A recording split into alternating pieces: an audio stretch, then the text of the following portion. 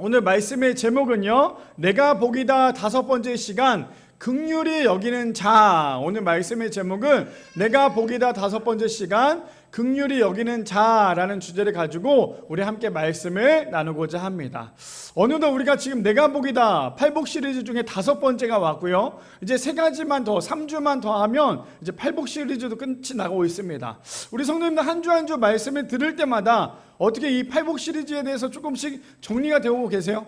정리가 되고 계십니까? 우리가 그동안에 알았던 그 8복 시리즈, 특별히 이 복에 대해서 했을 때 우리가 세상에서 봤을 때는 어때요? 이 복이 그냥 단순히 잘 먹고 잘 사는 그런 복처럼 여겼다면, 사실 여기서 말하는 이 8복은 우리가 하나님 앞에 더욱더 가까이 가는, 그래서 우리가 하나님의 은혜 가운데 살아가는 그 복이 가장 큰 복이다라는 것을 얘기하고 있어요. 오늘 특별히 오늘 긍휼히 여기는 자라는 주제로 우리가 함께 말씀을 나누고자 하는데, 긍휼히 여기다라는 말 아마 우리 성도님들 많이 들어봤을 테고, 여기 앉아 계신 분들도 긍휼히 여겨본 적도 많이 있었을 거예요. 긍휼히 여긴다는 게 무엇입니까? 한마디로 표현하면 한자 뿌리로 보면 이렇게 얘기하죠. 불쌍히 여기며 그 사람을 돌보다라고 얘기하는 게 이 긍휼히 여기다예요. 근데 이것은 사람이 긍휼히 여기는 거지만 하나님께서 우리를 긍휼히 여기시는 건 뭐냐면, 구원받을 수 없는 인생 가운데, 죄인인 우리의 인생 가운데 하나님께서 우리를 구원하셨다, 하나님께서 우리를 보살펴 주셨고 우리 가운데 사랑하셨다라는 그 마음이 바로 이 긍휼한 마음이라는 거예요.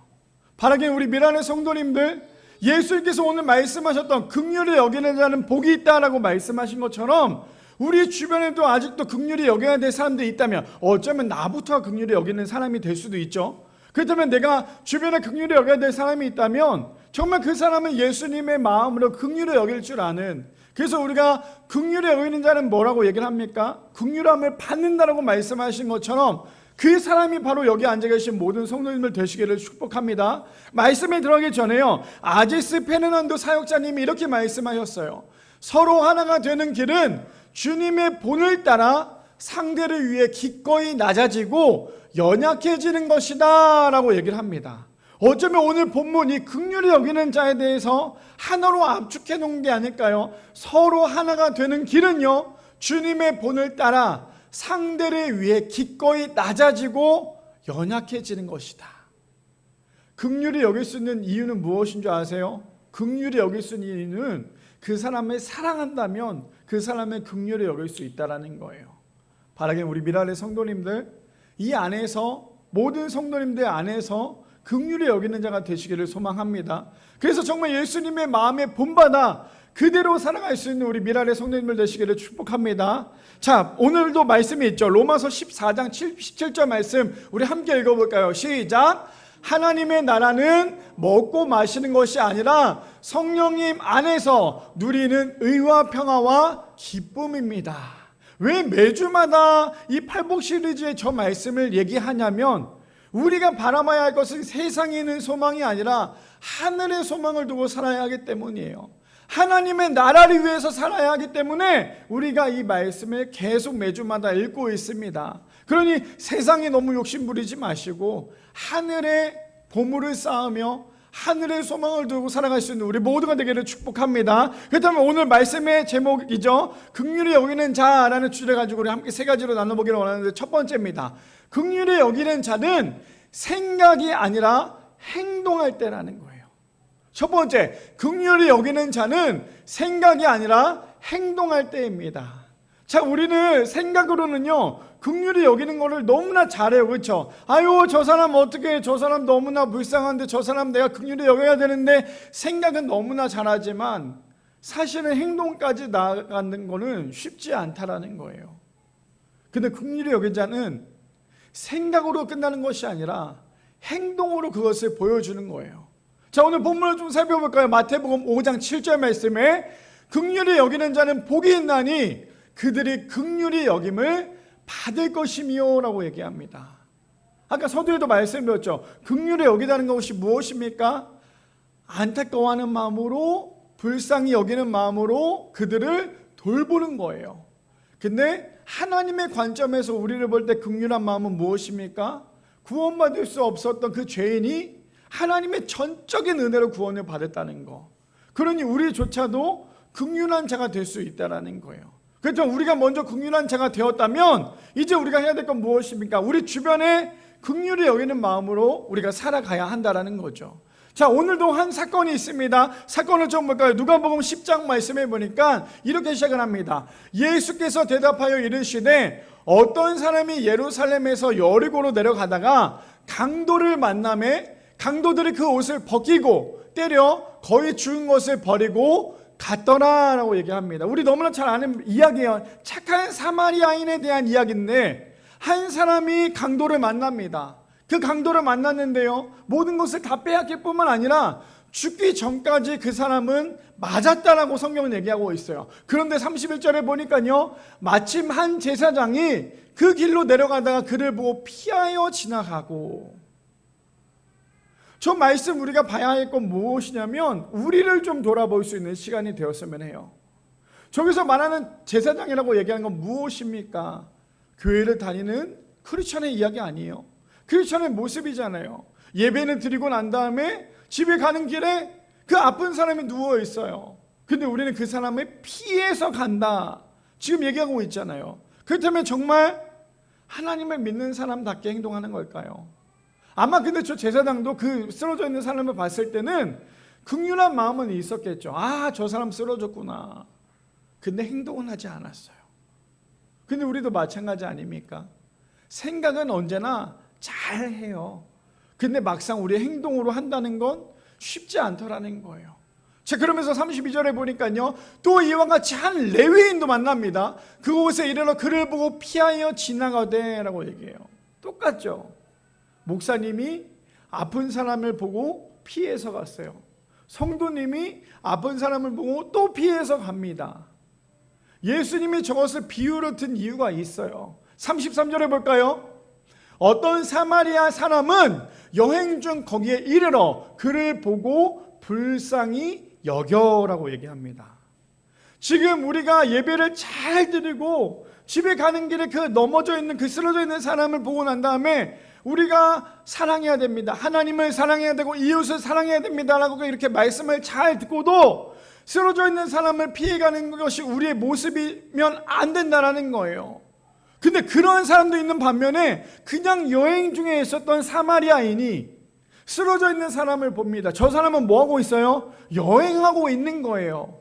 사실 우리 성도님들도 여행해보면 알겠지만 여행을 한다는 것은 시간을 쪼개는 거잖아요. 저는 아마 우리 성도님도 알 거예요. 수련회 계획하는 것도 보면 아시겠지만 시간을 굉장히 많이 쪼개요.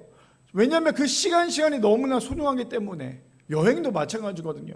여행을 가려면 그 전부터 아예 여행에 대해서 막 열심히 준비를 해요. 왜냐하면 그 여행 한순간이 얼마나 귀합니까?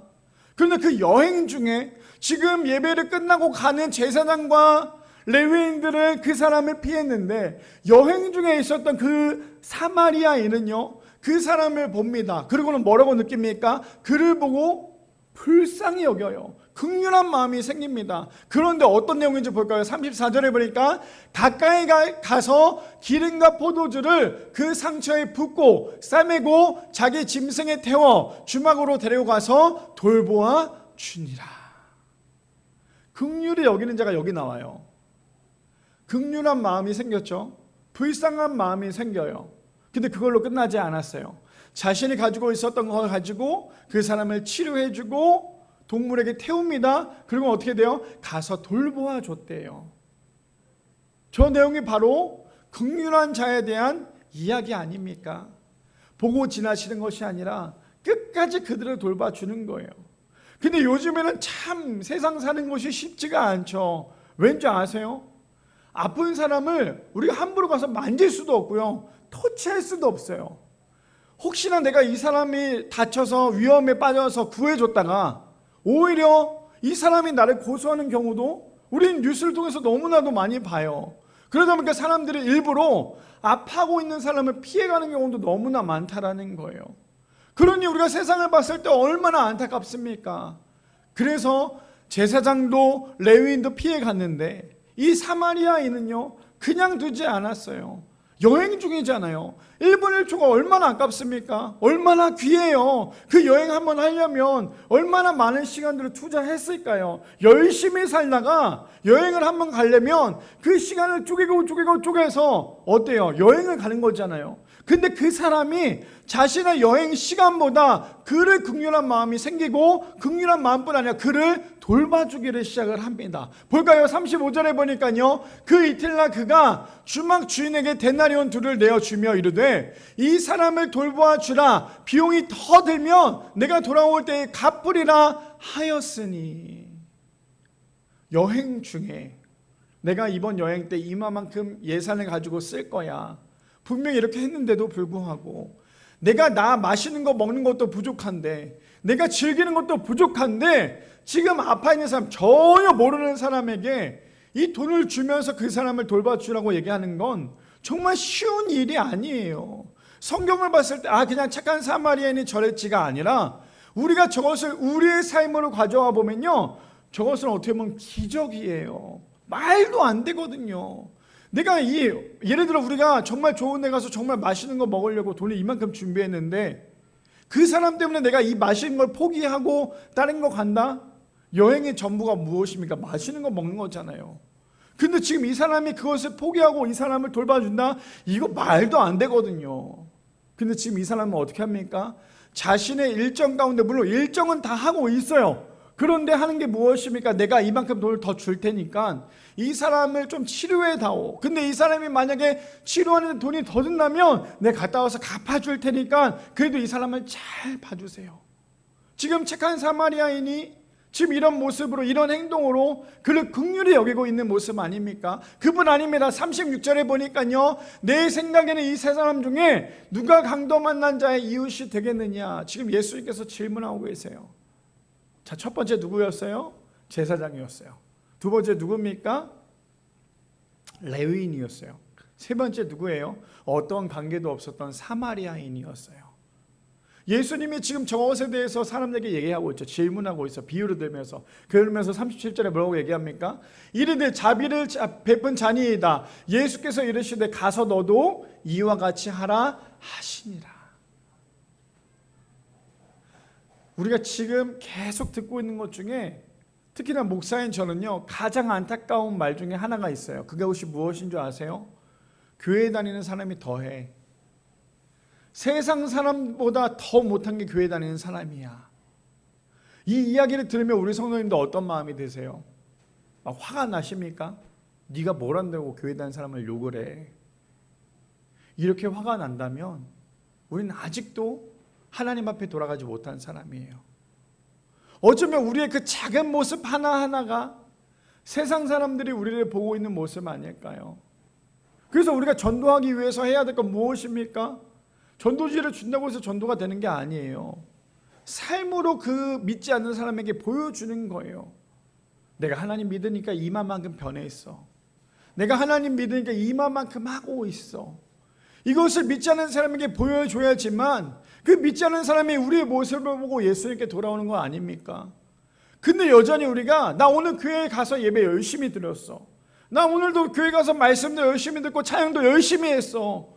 그런데 정작 교회 문을 열고 나가는 그 순간 세상 사람보다도 더 심한 삶을 살고 있다면, 지금 내 앞에 놓여져 있는 그 아픈 사람을 무시하고 지나치고 있다면 우리의 모습은요, 아직도 하나님을 제대로 믿고 있는 모습이 아니라는 거예요. 그럼 목사님은 그렇게 하고 계십니까? 물론 저도 이게 쉽지는 않아요. 근데 오늘 성경에서 뭐라고 얘기합니까? 예수님께서 물어보잖아요. 저 세 사람 중에 너는 어떤 사람이 진짜일 거라고 생각을 하니? 열심히 교회 다녀. 예배 잘 드려. 근데 돌아온 건 행동하지 않는 거야. 저 모습이 진짜일까? 아니면 정말 저 한 사람이 자신의 시간과 물질을 투자하면서 그 사람을 돕고 그 사람을 고쳐주는 것이 이 사람의 모습이 진짜일까? 지금 예수님은 긍휼히 여기는 자에 대해서 비유를 들고 말씀하고 계시는 거예요. 오늘 첫 번째 주제가 무엇입니까? 긍휼히 여기는 자는요, 생각만 하는 것이 아니라 삶으로 보여주는 거예요. 행동하는 거예요. 근데 우리는 여전히 행동하지 못하고 살아갈 때가 너무나 많지 않습니까? 근데 예수님은 뭐라고 말씀하세요? 이제는 행동해야 돼. 이제는 행동해야 돼 라고 지금 예수님께서 말씀하고 계신다는 거예요. 그뿐 아니에요. 로마서 12장 15절 말씀에 보니까 이렇게 얘기합니다. 즐거워하는 자들과 함께 즐거워하고 우는 자들과 함께 울라. 저 말씀이 긍휼히 여기는 자의 이야기지 않을까요? 저는 이번 한 주 동안에 스승의 주일이기도 했지만 이 긍휼히 여기는 자가 도대체 뭘까 고민하고 기도하고 묵상을 했는데 정말 예상치 못하게 제가 예전에 개척했었을 때 그 설교, 간증했던 그 설교를 유튜브에 갑자기 떴길래 그 유튜브를 틀어서 제가 간증했던 그 내용을 봤어요. 근데 그 중에 그거 아세요? 우리 성도님들 아마 의정부에 계셨던 분들은 아실 거예요. 제가 사역을 하면서 정말 힘든 것도 있었지만 제 자신이 긍휼의 여김을 받았던 적도 있었어요. 그걸 오늘 잠깐 나누려고 합니다. 어떤 내용이냐면 우리 지금 이 미라교회 일산에 있는 미라교회는 어때요? 드럼도 있고 신디도 있고 우리 뭐 스피커도 빵빵해요. 근데 의정부에 있을 때는 마이크도 하나였고 이런 스피커도 없었어요. 하물며 어땠냐면 애들, 청소년 애들은 많았는데 하물며 반주하는 애들도 있었는데 뭐가 없었습니까? 신디가 없었어요. 신디가 없다 보니까 이 신디를 구입하려고 정말 여기저기 많이 알아봤어요. 근데 지금은 어때요? 우리 당근이라는 그 중고 그게 있잖아요. 근데 그때 당시에는 그런 게 없다 보니까 중고나라라는 그 사이트에 가서 찾아봐야 돼요. 찾아보는데 한 신디가 나왔는데 굉장히 저렴하게 나왔어요. 얼마에 나왔냐? 5만 원에 나왔어요. 신디가 5만 원이라면 상상되십니까? 근데 그 신디가 어디에 있었냐면 용인에 있었어요. 그래서 제가 바로 전화를 했어요. 왜냐면 우리 교회는 신디 하나만 있으면 너무나 좋겠다. 왜냐면 그 전까지 계속 기타로만 반주를 하다 보니까 이게 너무나 불편했거든요. 근데 이 신디가 있었으면 좋겠다고 생각이 들어서 신디를 구입하기 위해서 그 사람에게 전화를 했어요. 제가 지금 신디를 사러 가겠습니다. 그러니까 신디를 저에게 파세요라고 얘기했어요. 5만 원이었어요. 얼마나 저렴해요. 근데 우리 교회가 5만 원만큼의 재정을 쓰기도 참 쉽지는 않았거든요. 왜냐면 애들이 많다 보니까 나가는 돈은 너무나 많은데 들어오는 돈이 없었잖아요. 그래서 그때는 저희 아내보다 저희 큰 누나랑 같이 용인을 향해서 갔어요. 어디서요? 의정부에서. 생각해보세요. 의정부에서 용인까지 간다면 기름값만 봐도 사실 적자잖아요. 5만 원인데. 근데 가는 동안에 5만 원에 판다는 것도 얼마나 저렴해요. 근데 가면서 제가 그 주인한테 전화를 했어요. 왜냐면 5만 원 저렴한데도 불구하고 저희가 어떤 생각이 들었냐면 이거 조금 깎을 수 있지 않을까? 좀 깎을 수 있지 않을까? 그래서 전화를 했죠. 저 죄송한데 제가 지금 의정부에서 출발을 합니다. 용인까지 가려면 한 2시간 정도 걸릴 테고 생각보다 기름값이 좀 많이 들어갈 것 같은데 얼마나 뻔뻔해요. 그렇죠? 조금 기름값이 들어갈 것 같은데 저에게 죄송한데 한 조금만 좀 깎아주실 수 있나요? 라고 얘기했더니 알겠대요. 그래서 저는 생각을 했죠. 그러면 한 3만 원 정도 받겠구나. 그래서 거기 용인까지 갔습니다. 용인까지 갔는데 지하 주차장에 주차를 하고 난 다음에 이제 그 집을 향해 갔죠. 왜냐면 그걸 갖고 와야 되기 때문에. 근데 생각해보세요. 낯선 집에, 남의 집에 아무리 중고 거래라 할지라도 집에 들어간다는 게 쉬운 걸까요? 어려운 걸까요? 어렵잖아요. 근데 아주 뻔뻔했어요. 신발을 벗고 제가 그 주인에게 얘기했거든요. 이 신디가 소리가 잘 들리는지를 테스트를 해야 되니까 제가 좀 들어가서 눌러보겠습니다 라고 얘기했더니 그 주인이 깜짝 놀라면서 어쩌겠어요. 그래 들어오라고. 들어갔죠. 들어가서 뭐 제가 반주를 할 줄 아는 것도 아니기 때문에 소리를 내봤어요. 소리를 내보니까 어때요? 소리가 아주 잘 나는 거예요. 근데 신디처럼 이렇게 긴 게 아니라 그 뚱뚱한 건전지 아시죠? 그거를 넣어서 소리 나는 그런 정도였어요. 그러니 얼마나 가벼워. 한 요만하게 되니까. 그래서 그걸 가지고 나오기 전에 제가 그 주인에게 얘기를 했어요. 저희 얼마 정도 받으실 거예요? 저는 한 3만 원 생각을 했는데. 그러니까 그 주인이 얼마나 어이없어 하겠어요. 내가 2만 원이나 더 깎아줘야 되는데. 그래서 제가 3만 원을 주머니에서 꺼내서 얼마나 힘들게 이 3만 원 꺼내는지 막 꾸깃꾸깃해졌어요. 3만 원을 그 사람에게 드리려고 했더니 그 사람이 뭐라고 얘기했냐면 혹시 개척교회에서 오셨냐고. 그래서 맞다고 개척교회에서 왔다고. 그랬더니 뭐라고 얘기했냐면 그러면 3만 원 주시지 마시고 차라리 그 3만 원을 그 전도사님이신지 목사님이신지 모르겠지만 그 교회 감사원금으로 내달라고. 우리 딸 아이의 이름을 감사원금으로 내달라고. 그때 그분이 저에게 그런 얘기를 하는 거예요. 저는 어떤 생각으로 왔어요? 깎아야겠다. 최대한 더 깎아서 내가 써야겠다. 그런 마음을 갖고 왔는데 그분은 어떤 말을 했냐면 개척교회에서 오셨죠? 긍휼한 마음이었던 것 같아요. 그러면서 하는 말이 그 3만 원도 그냥 헌금으로 내주세요. 제가 그냥 이것을 드리는 거라고 생각을 해주셨으면 좋겠어요. 잘 써주셨으면 좋겠습니다라고 저에게 그렇게 얘기를 해주시는 거예요. 그래서 그 CD를 가지고 차 뒤편에 넣고 용인에서 의정까지 오는 내내 차 안에서 얼마나 울었는지 몰라요. 무슨 말이냐? 나는 조금만 더 할인해서 조금 더 깎아서 그 CD를 사고 싶었는데 하나님께서는 이미 그 사람을 통해서 예비하고 계셨던 거예요. 그 사람을 통해서 우리 교회가 너무나 힘든다는 걸 알다 보니까 긍휼한 마음을 가지고 이미 하나님께서 CD를 예비하셨고 그 CD뿐만 아니라 그 3만 원이라는 돈까지 하나님께서 우리 교회에 헌금할 수 있도록 준비해 놓으셨다는 거예요. 제가 이번 한 주 동안에 이 긍휼한 마음, 긍휼히 여기는 자는 복이 있나니 이 말씀을 묵상을 하면서 얼마나 내가 어떠한 내용을 전하면 좋을까라고 하다가 갑자기 이 내용이 저에게 너무나 크게 감동이 온 거예요. 하나님께서 가장 힘든 그 상황 가운데, 하나님께서 가장 어려운 그 상황 가운데 하나님께서 우리를 긍휼히 여기시고 사람을 사용하셔서 우리에게 복을 주셨구나. 그 다음부터 제가 생각했던 게 뭐였냐면 일산에 와서 개척을 하고 우리 성도님들과 함께 사역을 하면서 제가 아마 개척을 했을 때 우리 성도님들에게 그렇게 말씀을 드렸을 거예요. 우리가 그동안에 받은 것도 너무나 많고 그 받은 것을 이제 좀 흘려보내야 되지 않겠습니까? 그래서 그 마음으로 지금 목회를 하고 있는 것 같아요.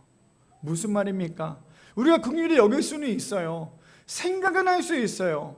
근데 그걸 행동한다는 건 쉬운 것은 아니지만 오늘 성경에서 뭐라고 얘기합니까? 긍휼히 여기는 자는 복이 있다고 얘기를 합니다. 왜요? 긍휼히 여김을 받을 거라고 얘기하고 있어요.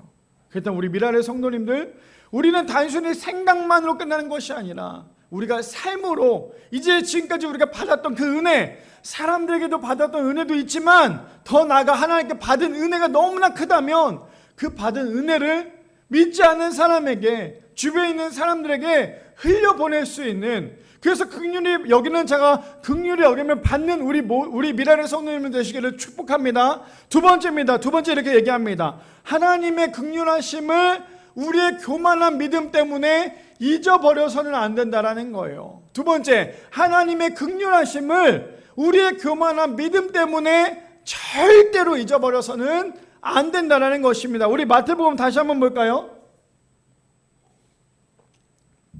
5장 7절 말씀에 이렇게 얘기하죠. 긍휼히 여기는 자는 복이 있나니 그들이 긍휼히 여김을 받을 것이요 라고 얘기합니다. 저는 바라는 건 우리 성도님이 저 긍휼히 여기는 자, 또 긍휼히 여김 받는 자가 되는 우리 미라의 성도님들 되시기를 축복합니다. 근데 절대로 나의 교만 때문에 내가 그동안에 받았던 그 긍휼함을 절대로 잃어버리지 않았으면 해요. 우리 어때요? 대단한 사람 아무도 없잖아요. 잘난 사람 아무도 없잖아요. 그런데 그런 자를 하나님께서 선택하셨고 긍휼히 여기셨어요. 근데 우리가 살아가면서 우리의 믿음 때문에 얼마나 우리가 교만하며 살아갈 때가 너무나 많지 않습니까? 자, 봅시다. 마태복음 18장 23절 말씀에 그러므로 천국은 그 종들과 결산하려 하던 어떤 임금과 같으니 24절이요. 결산할 때에 10,000달란트 빚진 자 하나를 데려오매. 오늘 또 등장을 합니다. 누구예요? 10,000달란트 빚진 자가 등장을 해요. 자, 그렇다면 우리는 어떤 사람인지 오늘 본문을 통해 좀 봤으면 좋겠어요. 10,000달란트 빚진 자가 등장을 합니다. 25절이요. 갚을 것이 없는지라 주인이 명하여 그 몸과 아내와 자식들과 모든 소유를 다 팔아 갚게 하라 하니라고 얘기해요. 10,000달란트를 갚는다는 건 말도 안 돼요. 죽을 때까지 일을 해도 갚을 수가 없어요. 3대 이상, 3, 4대 이상 돈을 벌어서 갚으라고 해도 갚기가 쉽지 않은 것이 이 10,000달란트였어요. 그러니 모든 것을 다 팔아서 너는 그것을 갚아라라고 얘기를 했는데 26절에 보니까요, 그 종이 엎드려 절합니다. 그러면서 뭐라고 얘기해요? 내게 참으로 다 갚으리이다 하거늘 27절이요. 그 종이 주인을 불쌍히 여겨 놓아 보내매 그 빚을 탕감하여 주었더니 라고 얘기해요. 10,000달란트 빚진 자가 그 주인에게 나는 정말 돈이 없어요. 한 번만 용서를 해주세요. 그 10,000달란트가 얼마나 비싼데요. 지금으로 따지면 몇십억이 넘는 돈이잖아요. 근데 그 돈을 저는 돈이 없으니까 한 번만 봐달라고 그렇게 빌었어요. 그러니까 어떻게 합니까? 그 주인이 오케이 알았어. 그럼 내가 너 빚진 거 다 탕감해 줄게. 그러면 어떤 마음이 들겠어요? 너무나 감사하지 않을까요? 나에게 지금 있는 그 빚을 한 번에 다 갚아준대요. 그럼 얼마나 감사합니까? 얼마나 기뻐요. 그러면 그 다음부터 정말 할렐루야 아니에요? 근데 어떤 내용인지 봅시다. 28절 보니까요. 그 종이 나가서 자기에게 100데나리온 빚진 동료 한 사람을 만나 붙들어 목을 잡고 이르되 빚을 갚으라 하매, 빚을 갚으라 하매라고 얘기하고 있어요. 자기는 좀 전까지만 해도 10,000달란트를 탕감을 받았는데 지금 자신에게 몇이에요? 100데나리온. 그렇게 크지 않은 금액인데 그 돈을 안 갚는다고 그 사람이 모가지를 잡았어요. 잡으면서 어떻게 하고 있어요? 야, 너 나한테 100데나리온이나 빚졌는데 지금 돈 안 갚을 거야? 안 갚어? 지금 그렇게 그 사람에게 협박을 하고 있는 거예요. 지금 자신은 그 전에 뭐였어요? 10,000달란트의 그 빚을 탕감을 받았음에도 불구하고 기껏 해봤자 100데나리온 안 갚는 그 사람에게, 안 갚는 게 아니죠. 못 갚는 사람의 목을 멱살을 잡고 있는 이 모습을 보고 있는 거예요. 근데 저 모습이 비단 저 사람의 모습이 아니라 우리의 모습과 똑같지 않습니까?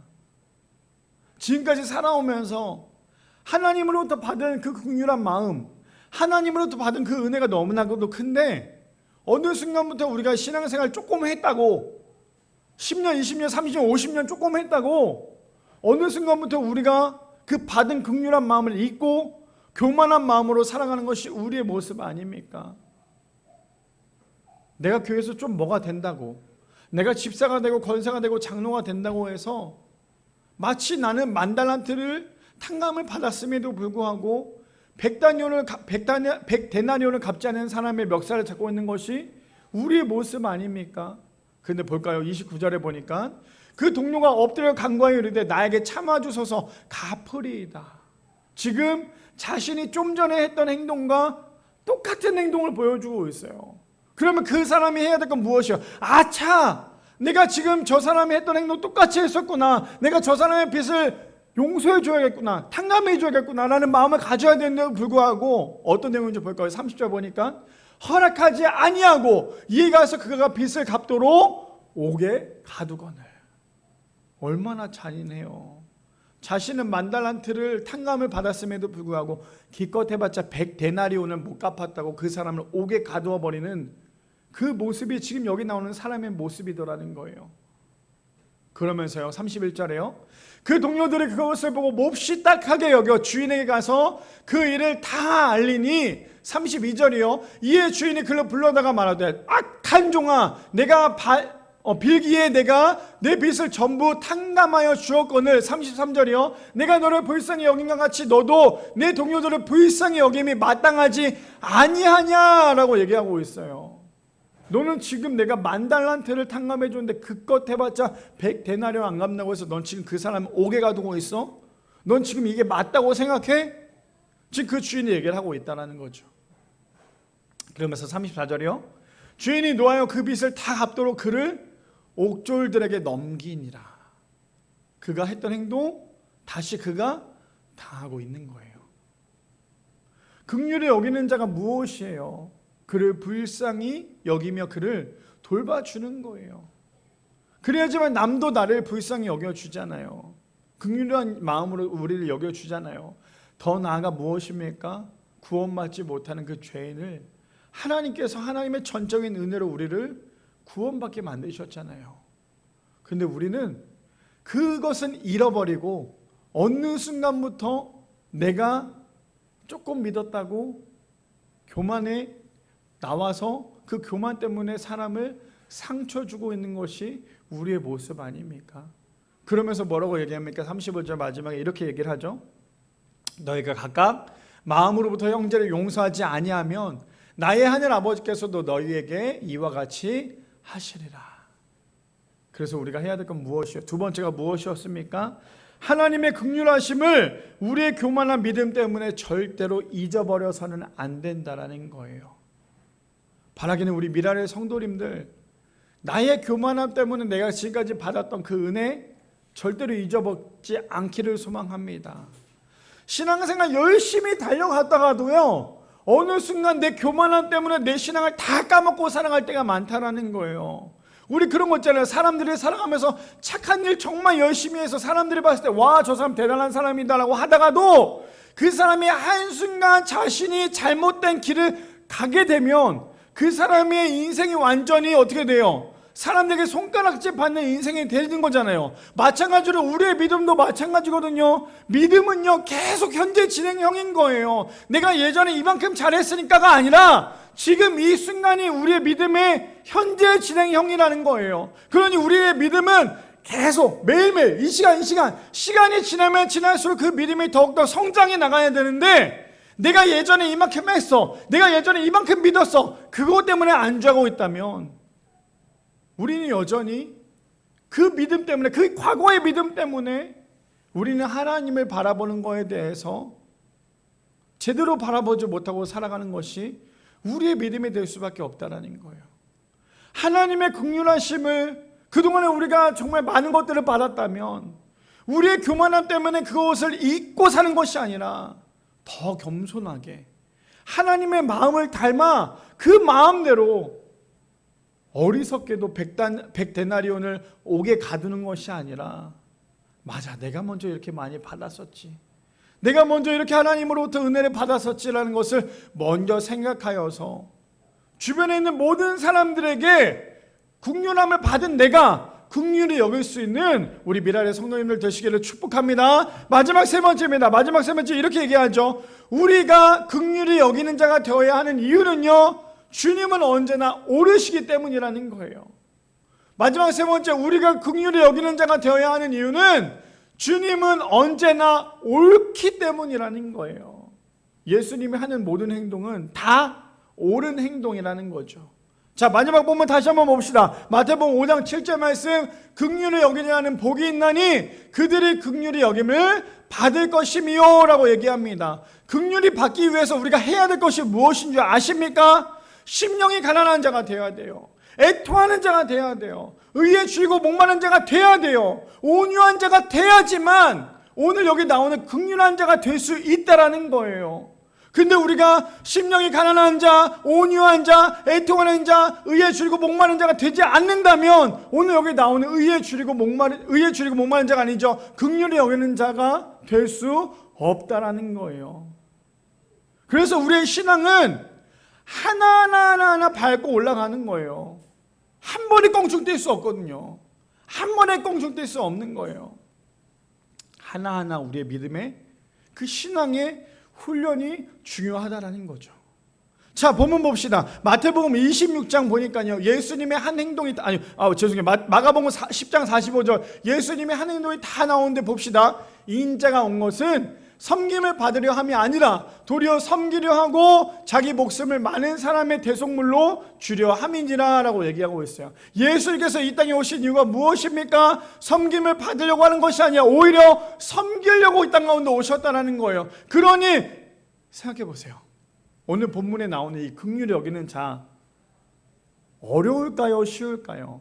아니, 이렇게 질문해 볼게요. 우리 성도님들 할 수 있을까요? 못할까요? 할 수 있습니까? 못합니까?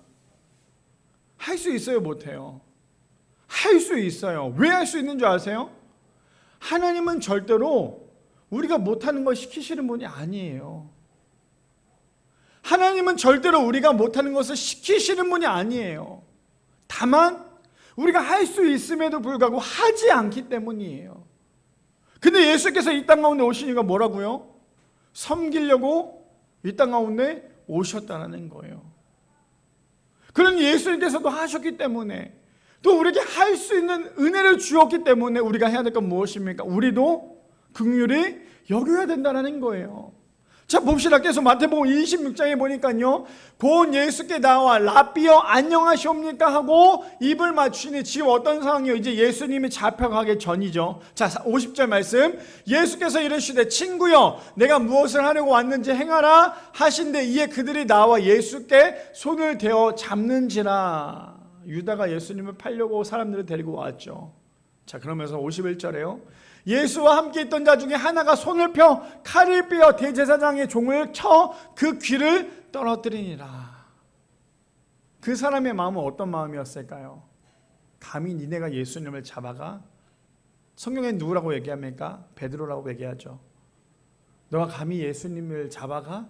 그러니까 그 욱했던 그 제자가 칼을 뽑아가지고 그 사람의 귀를 베버렸어요. 그 사람이 누군데요? 말고잖아요. 성경에 보니까. 근데 어떤 일이 저렇게 했다면 사실 우리 성도님은 어떨 것 같아요? 만약에 제 제자가 저렇게 행동을 했다면 전 너무나 기쁠 것 같아요. 아, 역시 내가 정말 잘 키웠구나. 내가 정말 이 아이를 정말 이번에 스승의 날에 제가 그렇게 교육부에 살고 오래 했음에도 불구하고 한 아이가 저에게 카톡을 딱 보내줬어요.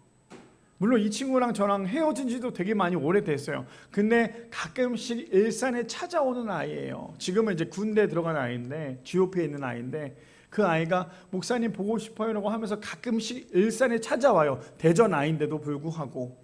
근데 이번에 스승의 날 때 그 아이가 유일하게 저에게 아주 감동의 메시지를 줬어요. 목사님, 오늘 스승의 날인데 혼자 계시느라 외로우시진 않으시죠? 제가 부대에 있다 보니까 목사님 찾아가지 못해서 너무나 죄송해요. 끝나고 난 다음에 제가 목사님 찾아뵐게요. 그리고 스승의 은혜에 감사합니다. 이렇게 저에게 그렇게 메시지를 줬어요. 그 메시지를 받는데 얼마나 기쁘고 얼마나 감사한지, 사람이 이렇게 얘기해도 얼마나 기뻐요. 근데 자신의 종이었던, 제자였던 그 사람이 자신이 잡혀갈까 봐 행동하는 모습에 얼마나 기쁠까요? 근데 어떤 내용인지 볼까요? 그 다음 내용을 보니까 예수님이 하신 내용입니다. 이에 예수께서 이르시되 내 칼을 도로 칼집에 꽂으라. 칼을 가지는 자는 다 칼로 망하느니라. 그러면 그 제자는 어떤 마음이겠어요? 아유, 예수님, 내가 이렇게 했는데 어떻게 저렇게 얘기할 수 있어요? 그러면서 53절에요. 너는 내가 내 아버지께 구하여 지금 12군단도 더 되는 천사를 보내게 할 수 없는 줄 아느냐라고 예수님 말씀하세요. 예수님이 저렇게 말씀하신 이유가 뭘까요? 어쩌면 예수님은 자신을 잡아온 그 사람들조차도 어떤 마음이었을까요? 긍휼히 여기는 마음이었겠죠. 나를 잡으러 왔구나. 이제 내가 정말 십자가 못 박힐 그 시간이 되었구나. 그런 마음에 그 사람들 긍휼히 여기는 마음으로 그런 얘기 하지 않았을까요? 왜요? 이 이야기가 이렇게 나와요. 54절에 보니까요, 내가 만약 그렇게 하면 이런 일이 있으리라 하인 성경이 어떻게 이루어지겠느냐 하시니라. 예수님이 이 땅 가운데 오신 이유가 무엇이에요? 하나님의 말씀을 이루기 위해서, 하나님의 말씀을 이루기 위해서 이 땅 가운데 오셨다는 거예요. 얼마나 어려워요. 얼마나 하기 싫었을까요? 근데 예수님의 마음은 딱 하나였어요. 어떤 거요? 하나님의 말씀을 이루기 위해서 이 땅 가운데 오셨다라는 거죠. 그러면서 54절이 마지막이었죠. 네. 그러니 예수님께서 어떠한 마음입니까? 자신을 해치려고 하는 사람들조차도 긍휼한 마음이었어. 그래서 바로 이어서 이렇게 얘기하잖아요. 누가복음에 보니까 34절에 이에 예수께서 이르시되 아버지, 저들을 사하여 주옵소서. 자기들이 하는 것을 알지 못함이니이다. 어쩌면 긍휼히 여기는 마음의 끝판이지 않을까요? 어떤 거예요? 지금 예수님이 어떤 상황입니까? 십자가에 못 박혔어요. 정말 죽을 것 같이 너무나 고통스러운 그 가운데 예수님이 말씀하셨던 건 뭐냐면, 주님, 아버지, 지금 저들은 저들의 죄를 알지 못합니다. 저들을 용서하여 주옵소서. 긍휼히 여기는 예수님의 마음이, 그리고 그냥 말로만 끝난 것이 아니라 행동으로 보여줬던 예수님께서 수많은 사람들에게 보여주시는 거예요. 긍휼히 여기는 자는 복이 있나니 그들이 긍휼히 여김을 받을 것이며. 그뿐 아닙니다. 마지막 본문이죠. 에베소서 2장 8절 말씀에, 그래서 어쩌면 이 긍휼히 여기는 자의 마지막이기도 해요. 너희는 그 은혜에 의하여 믿음으로 말미암아 구원을 받았으니 이것은 너에게서 난 것이 아니요 하나님의 선물이라. 하나님의 선물이래요. 뭐가요? 구원이. 그러니 하나님께서 우리를 긍휼히 여기시는데 하나님의 전적인 긍휼이 무엇입니까? 구원받지 못하는 우리 죄인을 구원받을 수 있도록 하나님께서 은혜를 부어주셨다는 거예요. 오늘 우리가 긍휼히 여기는 자는 복이 있나니 긍휼히 여김을 받을 것이며 라는 주제를 가지고 우리가 함께 말씀을 나눠봤어요. 그렇다면 우리는 여전히 내 주변에 있는 사람들에게 긍휼히 여기고 있습니까? 아니면 여전히 긍휼히 여기기는커녕 그 사람을 저주하고 화내고 있는 것이 우리의 모습입니까? 제가 오늘 스승의 주일이다 보니까 마지막에 이 이야기를 하고 맞추려고 합니다. 제가 아주 어렸을 때요. 제가 아마 주변에도 그런 얘기를 해요. 목사님은 왜 그렇게 교육부를 열심히 또 교육부에 대해서 그렇게 애정을 쏟고 있습니까? 주변에 있는 사역자들도 얘기했거든요.